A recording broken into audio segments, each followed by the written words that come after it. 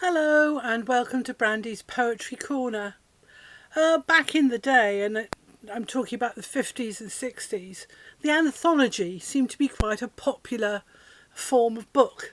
And thanks to the Oxfam Bookshop, I have two in a series, A Book of Love and A Book of Pleasures, edited by John Hadfield. I enjoyed just reading out of one book for the last sort of few things I did. So I thought I would read to you some of the poems in here.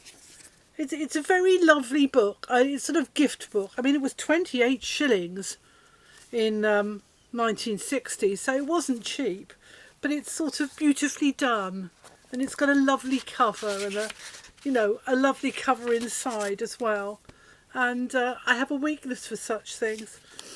There are poems, there are pictures, and there are bits of prose. So I'm going to read you some of the poems that are in here by a diversity of people, insofar as there was a diversity of people in 1960.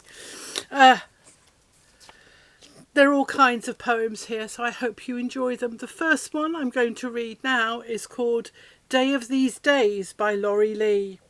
It is from The Bloom of Candles, published in 1947, and it's in the section marked Daybreak.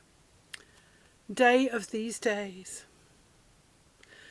Such a morning it is when love leans through geranium windows and calls with a cockerel's tongue. When red-haired girls scamper like roses over the rain-green grass and the sun drips honey. When hedgerows grow venerable, berries dry black as blood, and holes suck in their beads. Such a morning it is when mice run whispering from the church, dragging dropped ears of harvest. When the partridge draws back his spring and shoots like a buzzing arrow over grained and mahogany fields.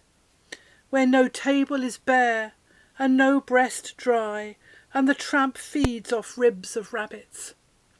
Such a day it is when time piles up the hills like pumpkins and the streams run golden, when all men smell good and the cheeks of girls are as baked bread to the mouth, as bread and bean flowers the touch of their lips, and their white teeth sweeter than cucumbers. Thank you. Lovely poem. I don't know.